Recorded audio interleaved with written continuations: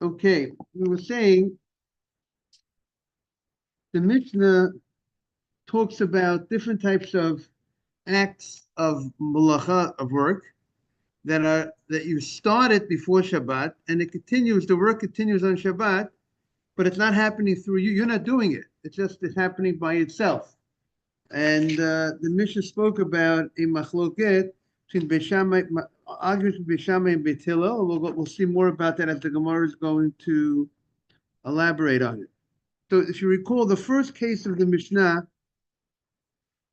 spoke about the soaking of dye making it dye, making ink, and the way you do it, if you soak ink was manufactured by scraping off the deposits of soot and mixing these scrapings with oil or with some other liquid. And when these scrapings of soot come together with the water, it would form a thick mass, and then they would subsequently dry out, which was then dried.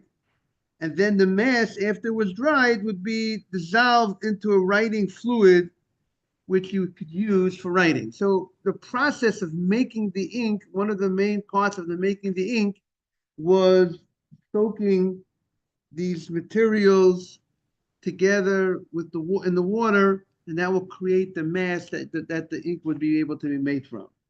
And the Mishnah states that Beit Hillel says as long as you did, if you started the soaking before Shabbat, then the fact that it's actually materializing into this mass over Shabbat, but your actions stopped before Shabbat. You put it in the water before Shabbat, but you weren't involved at all actively on Shabbat. Beit Shammai says it's still a problem. Why does Beit Shammai say it's a problem? Beit Shammai says your utensils can't be working for you on Shabbat. Your utensils can't do a malacha, meaning to say, even though I am not doing a malacha on Shabbat, I placed it in before Shabbat. But where is it now? On the Shabbat, let's say I put it in 10 minutes, I put the materials for the ink into the water 5 minutes before Shabbat. On Shabbat, it's happening. The magic, so to speak, of the making of the ink is happening on Shabbat. It's happening through the soaking process, which is in my utensil, which is facilitating this process. So the pot. So for my pot now, does my pot have to rest on Shabbat not to do work? I can't do work on Shabbat. If I own a slave, my slave can't be working for me on Shabbat. If I own an animal, my animal can't be working for me on Shabbat. I can't load up my animal with a load and let it go across the street on Shabbat. I can't do that on Shabbat with my animal. Can I do something that my utensils are working for me on Shabbat? Beit Shammai says my utensils also can't be doing a malacha, meaning if a malacha, an act of work, is being performed on Shabbat through my utensils, not directly by me, but my utensils that were started or activated through me before Shabbat, Beit Shammai says that also I am commanded that my utensils have to rest also. Obviously, the desecration of the Shabbat through my utensils is not the same thing as I did it, but it's still a prohibition according to Beit Shammai. But the law follows Beit Hillel and says that that's not, the Torah never commanded us that our utensils, morning, Mr. Haber. The Gemara never commanded us that our utensils, so Ralph is back, Mr. Haber, and better than ever. And so the Torah, so the Torah commanded us, according to Beit Hillel, the Torah never commanded us to have that our kalim, our utensils can't be working for us on Shabbat. Our utensils can be working for us on Shabbat. Interesting, just like, technically on a Torah level, I could tell a Gentile to do a work for me on Shabbat. But on a rabbinic level, the rabbi says, no, you don't do that. You don't just tell a guy to do everything for you on Shabbat, because if you do that, you get used to it. Maimonides says that what happens when the guy is, when the Gentile is not available, you might come to do it yourself when you get used to always getting that act done. So not everything that the Torah forbade. So that is the discussion here in the Gemara. But if you say that the utensil has to rest before Shabbat, it means you're saying, meaning that on Shabbat, the utensil rest on Shabbat, that means it's doing an act, only if it's going to be doing an act of a malacha. Only if the utensil is doing an act that will be considered a act of malacha. For instance, let's say capturing, right? One of the 39 malachot is you're not allowed to capture on Shabbat. So if I put out a net right before Shabbat, and there's a lot of animals here, there's a lot of fish in the ocean, and I put out my net to catch the fish, am I violating the laws of Shabbat if I put out my net before Shabbat, and after Shabbat I'll come and I'll see my net is full of fish? I didn't capture the fish on Shabbat. I didn't do anything on Shabbat. I put out the net before Shabbat. What did you say, Ralph? But the net is the utensil. So that will be a case that Beis Shammai and Beit Hillel would argue. Beis Shammai says you can't put out your net right before Shabbat to capture, because your net is working for you on Shabbat. You're just like if your animal can't work for you on Shabbat, your net can't work for you on Shabbat. Beit Hillel says no problem. Hillel says I put out the net before Shabbat. I didn't do anything on Shabbat. Well, who did the act on Shabbat? The utensil. That's not me. And therefore, how do you like that, David? Therefore, Beit Hillel says there is no problem putting out the net. But when Beis Shammai says, meaning the whole discussion here in the Gemara is something which would be an act of work, which one of the malachot would be a malacha, like capturing a net capturing something. If it's done before Shabbat, whether that would be a violation, is that a problem or not?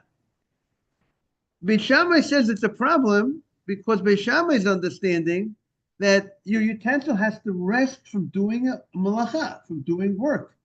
And your net is doing work. What work is the net doing?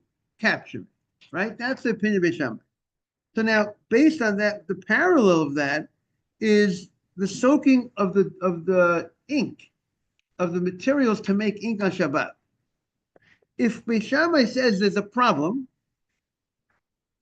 to soak the materials to make the ink on Shabbat, before Shabbat, you can't soak the materials, that means Beis Shammai's understanding that is because your utensil is doing a malacha. What is the malacha? Good morning, Mark. Morning, Rabbi. What is the malacha that your utensil is doing? We're discussing the making of ink on Shabbat. We're saying that we had a machloket in the Mishnah. Can I place the material to make the ink in the water before Shabbat? Can I or I can't? Now, the Gemara is going to infer from this argument, what about if I would have done it directly on Shabbat? Then everybody would agree that I violated the Shabbat of making ink, right?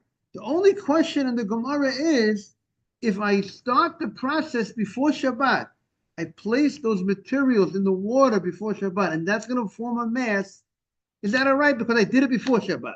But if I did it on Shabbat, it would be a biblical violation. Because when Beis Shammai says there's a problem to do it before Shabbat, because he says, because your utensil is not resting on Shabbat, it's doing an act of work.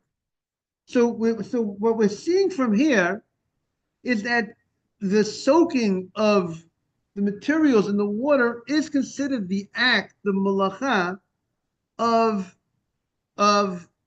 making ink.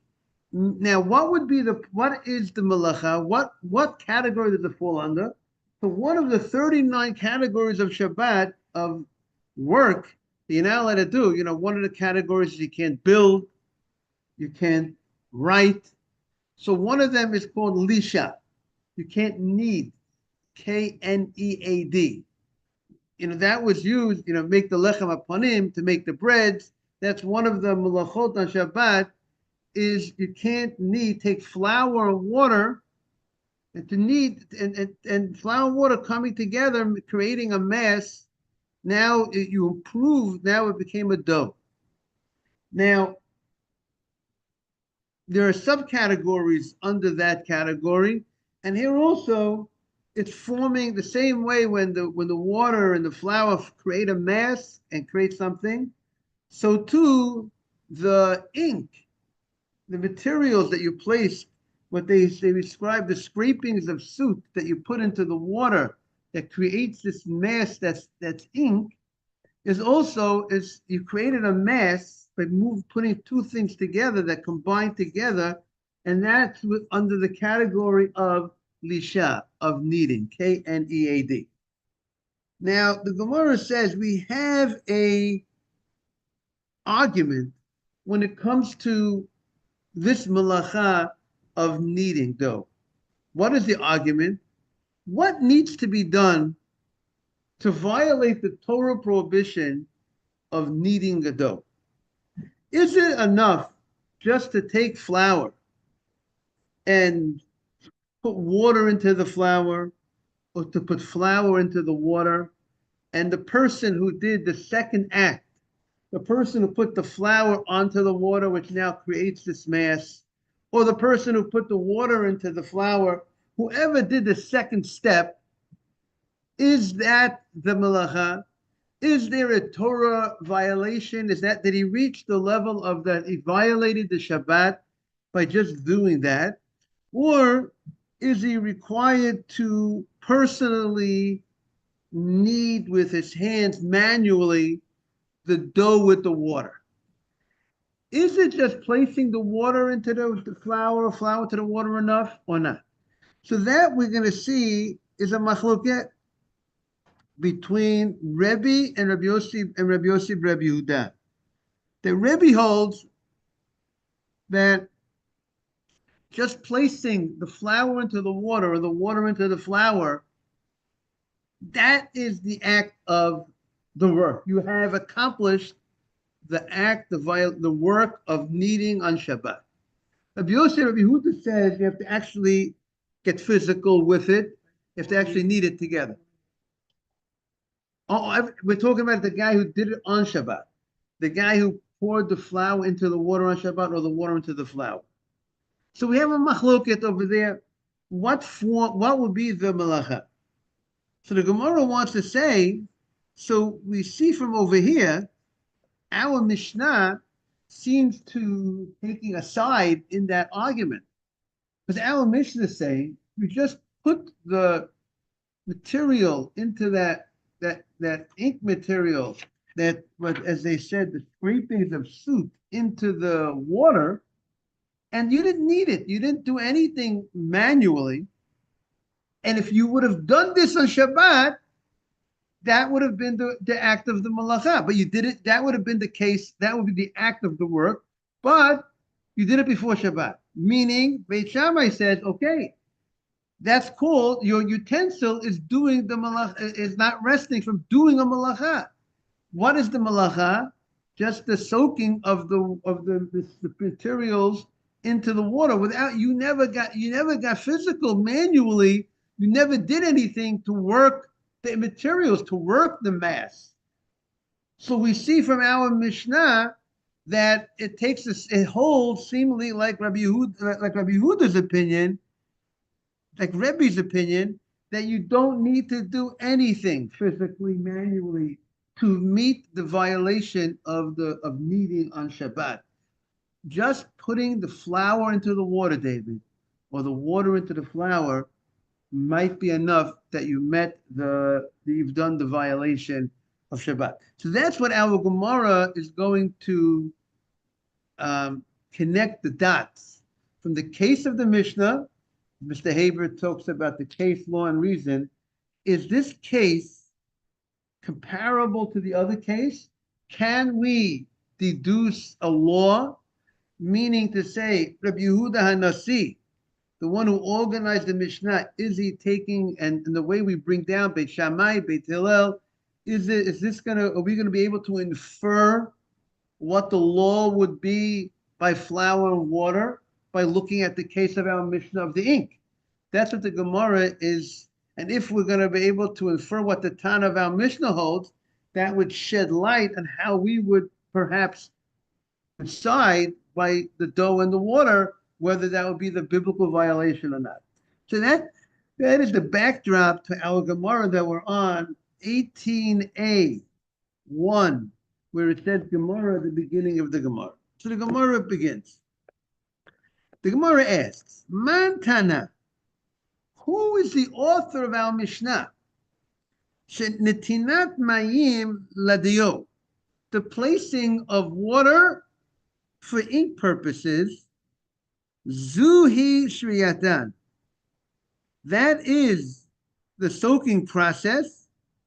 And the one who goes ahead and puts the water into this material and put the water into material, on the material into the water, is violating the malacha of kneading, even though he didn't mix it at all. Right. If he would have done this on Shabbat, it would be a violation. But here, because he did it before Shabbat, Beit Hillel says you're all right. Beit Shammai says that you're still not all right, because you even though you didn't do the act, but your utensils did a act, a work, a malacha. But it's called that the utensils did a work, did malacha. But what is the malacha? There was no actual manual kneading of the dough. So that is the Gemara. Who is the author of this Mishnah? Meaning, this is not something that is universal. So the Gemara says, Amar Rabbi Yosef, Rabbi. It is the opinion of Rabbi. The Tanya, we learned in a Braita, Echad noten et kemach. One person placed the flour on Shabbat, as Ralph would say. Echad noten et hamayim. One placed the water. Person number one, Ruvain, placed the flour. Shimon, afterwards, placed the water. So ha'acharon chayav, the second person who added the water to the flour, he is chayav, because his adding of the water, his act, created that mass, that solid mass. He made the dough through his act. However, Rabbi Yossi, Rabbi Yehuda Omer. Rabbi Yehuda says nobody is chayav. Nobody violated the Shabbat on a Torah level. You shouldn't have done that. But is there a Torah prohibition? Meaning, if he did it unintentionally, if a person desecrates the Shabbat unintentionally, they got to go ahead and bring a korban chatat, a sin offering. Does he have to bring a sin offering for putting the water into the dough, into the flour? No. There was no Torah violation according to Rabbi Yosef Yehuda. Eina chayav ad sheyigabel. You're not in violation of kneading the dough unless you actually manually knead the dough.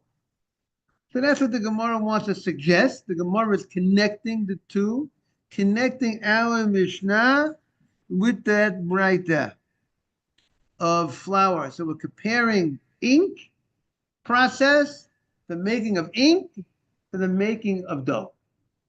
Okay? And comes the Gemara.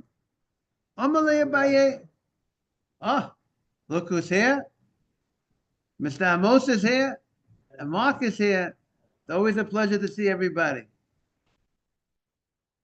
So Amalei Abaye. So Abaye says we're on 18A1 on the right side, the right column. So Abaye is going to challenge Rabbi Yosef's conclusion. Rabbi Yosef compared ink to dough. Now, a lot of Gemara and a lot of halacha is about are they comparable or not? Right? When there's a halachic question, what do the rabbis do? They'll look at precedents and they'll say, we can answer this question by showing a similar example. So now, is it a match?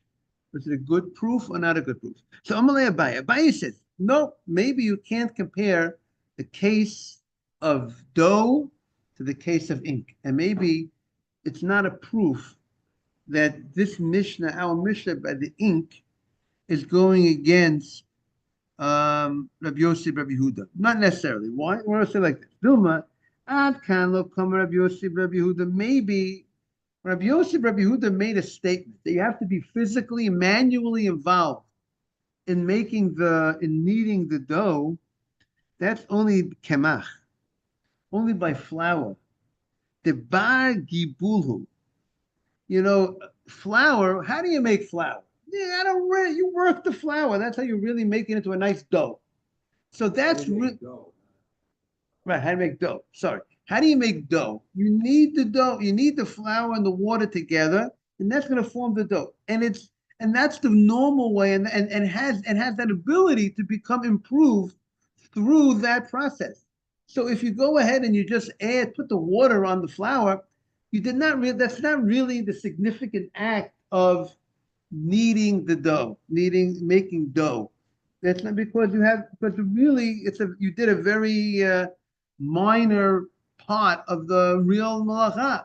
The real malacha is to really get it into that state of it's that you started the process. You look at it, but it's not really. He's understanding that's not the malacha. That's not the act of kneading. The act of kneading is when you actually get your hands, into the dough. However, of a dio, but ink, really, there's nothing much to do to knead that material with the water. There's no real kneading process there, of manual process. And therefore, that's why the mere putting together the water with those suit materials that creates that mass for ink, you don't need to, there's nothing more really to do. Therefore, everybody would hold that is the malacha. That is the act of the work of the kneading, because that you've accomplished what needs to be accomplished pretty much. But when you are doing with dough and flour and water, Rabbi Yosef Yehuda says you didn't really do you didn't really affect the act of no comparison. Exactly. No comparison to the fact that you got that, Mark? Ralph's back. You see that? Back and better than ever. All right. Person, hopefully now I'm thinking better than ever. What's the meaning of that statement? I'll say on a Torah idea, every day you collect more mitzvot, more Torah, more tefillah, more good deeds. So therefore you should be better than before. You should be holier today than you were yesterday. Right, Mark, is that a good idea or not? Right? It says, when it comes to finance, it says, prutu pruta mistarefet l'cheshbon gadol. Every penny and penny adds up. If every day if people would be collecting a certain small change, adds up. Okay, but small change adds up. Meaning small amounts every day. The learning it adds up, and that's all. Small change adds up. When you do a lot every day, obviously much more adds up. You become much greater. Okay, this week's parasha is Parashas Achimot Kedoshim. It's a double header of becoming holier. Every day we're supposed to be becoming holier. So that's what he says.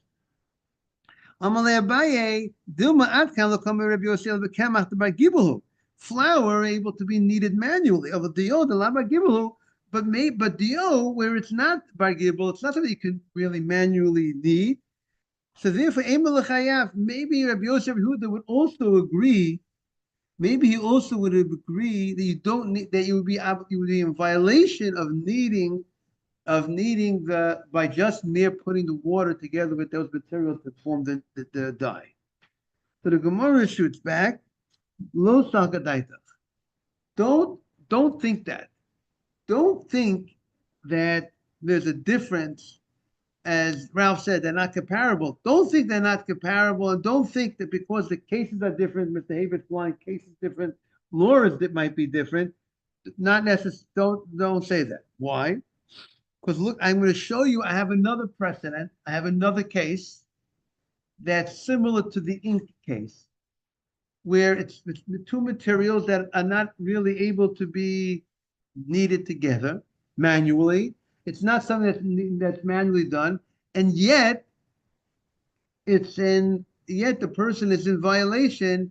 Yet Rabbi Yosef Yehuda says you're not in violation of kneading it, even though there's no real manual part that you really need to do. The same way the ink, there's no manual real part. So I'm going to give you another case that there's no real manual part. And yet, Rabbi Yosef Yehuda says you're still not obligated since as long as you don't really get physically involved manually. The Tanya, we learned it at Brighter. Echad notein et ha'efer. One guy places the ashes. The echad notein et ha'mayim. And you're creating some sort of mass with the ashes and water. I wonder what you're going to use it for, but you're creating this mass. So one guy put the ashes, Moni Nathan, and one guy put the water. So the first opinion of the bright is Acharon Chayav. The person, the last guy, the second person who made the mix, either the man David who put the water on the ashes, or the man who put the ashes on the water, right? Whoever made the second move, he is in violation of kneading, because his act creates this mass. Divrei Rebbe. That's the opinion of Rebbe. However, Rabbi Yosef Rabbi Yehuda Omer. Rabbi Yosef Rabbi Yehuda says that even though it's not such a big difference between putting the water and the ashes and actually subsequently kneading it manually, he still holds that you need, in order to be in violation of kneading on Shabbat, you actually have to manually be involved in it.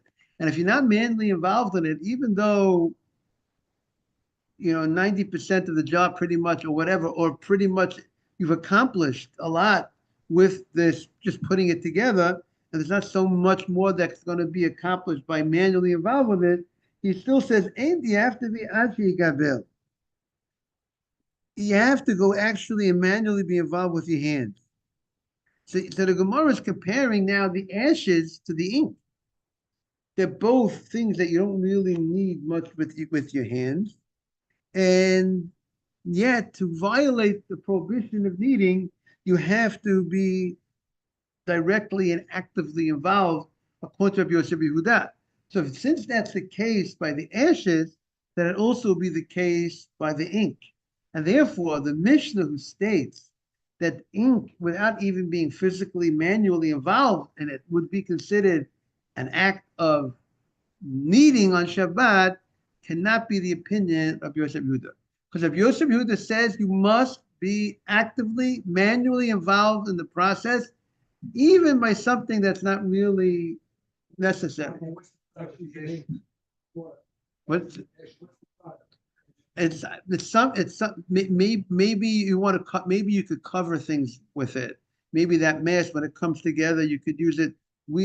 To cover things. You want to cover blood with it. You want to cover whatever you want to cover. It when two things, ashes by itself, and don't stick. There's nothing holding it together. Everything's each one an independent piece. But maybe when you put it together, we would have to maybe look up on Google what would people use ashes with water mixed together. What kind of? But it becomes a mass. It becomes something of some sort of paste, and that paste you could use it for. Whatever they might want to use that ashes and that. Put together, but and then you have the automatic sheet and push the button before Shabbat, and it needs on Shabbat. Are you needing, even though your hands are not manually involved? It's again. If I push a button before Shabbat, I did not do malacha on Shabbat. It wouldn't be, but regarding meaning Beit Shammai, meaning if you hold that your utensils have to rest on Shabbat, So It'd be like this once, it'd be like- right, but Nathan wants to know if you require actual hands-on kneading in order to be violating kneading. So now I didn't do it. I didn't do the kneading, right? But the utensils did the kneading. But Betilis is still allowed because only the utensils doing it. Now, Was that 1/3 dry? no, not 1/3. We just said about a dryer that if you put the clothes in the dryer before Shabbat, you don't, according to the Sephardi opinion, what I heard from Rabbi David Yosef a number of years ago, you don't have to close the dryer and close it off before Shabbat. Ashkenazim, you can leave it on, and if you Sephardi. Can't leave it on. Right, I'm taking out. We're not talking about taking out. We're not saying you can take out the clothing on Shabbat. We're saying, well, do you have to close off the dryer? Close the dryer before Shabbat. Shut the machine. So he said you don't have to shut the machine. You have to shut the television. He said, but that's what he did say. But he said he made that distinction. The people shouldn't compare the cases. But the Ashkenazic opinion is not to leave the dryer on Shabbat, because we're going to see in the Gemara about the noise. We're going to be more concerned for the respect. We might consider that might not respectful for Shabbat, having that noise going on Shabbat. So the Gemara says, Lo sakatay, the Tanya, we learned in the bright. Echad notein et ha'efer, echad notein et ha'mayim. One placed the ashes and one placed the water. Achron chayav, the second guy is obligated, is violation. Divrevi. Even in this case, where you don't really, the manual kneading doesn't do much for the ashes and the water, you have to actually manually be involved in order to be a violation. So therefore, the Gemara is saying, therefore, Rabbi Yosef, what he said earlier seems to stand correct. That our Mishnah, who says by ink that it's a violation, even though there's no real manual involvement of kneading the ink and kneading that material into the water, it's just soaking it, is of the opinion of Rebbe, and is not following the opinion of Yosef Yehuda, because if Yosef Yehuda would say that it's not an act of kneading by just soaking it without being manually involved. So the Gemara shoots back, you know what? The word afer and the word afar. Afer is with an aleph. Afar is with an ayin. One is ashes and one is dust. So those items are pretty similar type of items, and the way that sounds afer and afar. Sometimes people use the word afer when they want to say afar. They want to refer to dust, the dirt. Sometimes they might use the word afer, ashes. So the Gemara says, Dilma, my afer. What is the meaning of the word? Sometimes they're interchangeably used. Maybe afer, when he says dust, he doesn't ashes, he means dust. When it says in that right there, when one put the ashes and one put the water, that's not referring to real ashes. You use the word afer, it means dirt. If it means dirt, that's where they're arguing.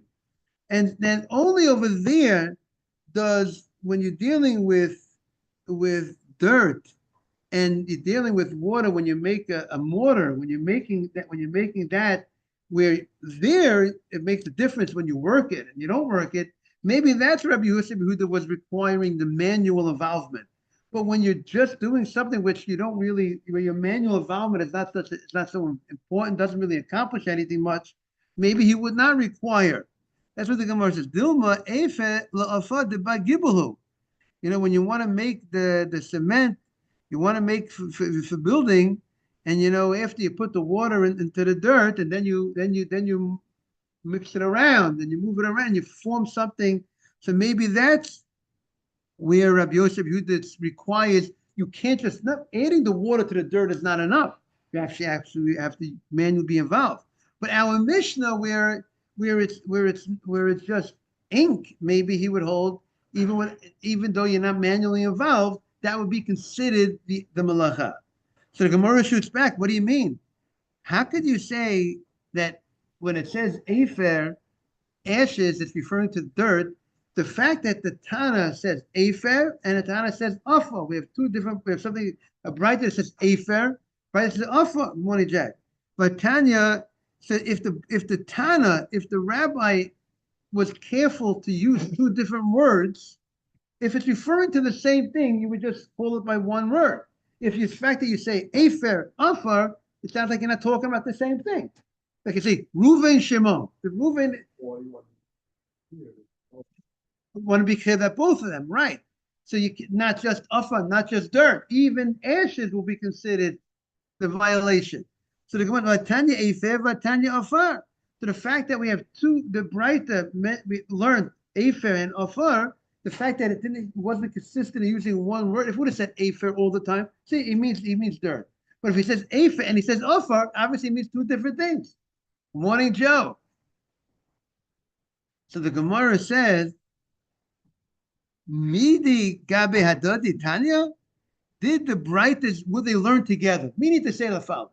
If you have a listing, right, and you say the word, I want to tell you about Afer and I want to tell you about Afar, right? If I list two things together, it's obvious if I say Afer and Afar, it's two different things, right? If I say two different words in the same reading, in the same paragraph, I don't mean the same thing. But if there are two different brightos, if let's say there is one brighta that was taught by one rabbi used the word Afer, and one rabbi used the word Afar, right? It's not the same rabbi. So they weren't listed together. So the rabbi that used the word Afer, he could be referring to Afar. He could be referring to, he said the word that generally is translated ashes, but we know people sometimes when they want to refer to dirt, they refer to it, they call it ash. They refer to it as Afer. So the fact that it's two different brightos, two different people that were taught these things, so it's possible the Gemara says that it's the same item, exactly.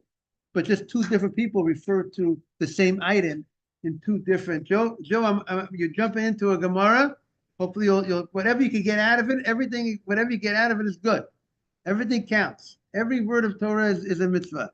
So that's what the Gemara says, and therefore it's possible. The Gemara wants to say it's possible that Rabbi Yossi, Rabbi Yehuda would hold that you could be inviolate. The only time he requires you to actually get your hands dirty, so to speak, be involved in the act is only by something in needing on Shabbat, Joe, you can't mix things together to create a mass, to create something.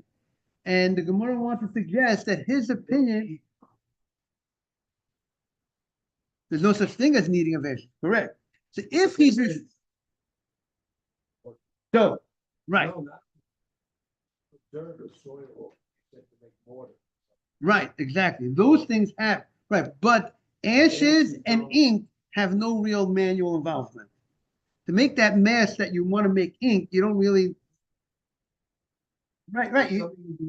Something to do with But, the dirt, what do you mean? What do you mean? It's nothing to do with ashes. You don't need your involvement, your manual involvement. What? Say it again. Oh, so we said it creates like a stick, a paste, and you mix it together, makes a paste. You take some water, put it into ashes. Now, what would you use that paste for? You gotta Google. What do you use that paste of ashes with water? Maybe Nathan will come back with me tomorrow. Rabbi, you know what? I found out what we're gonna be manufacturing.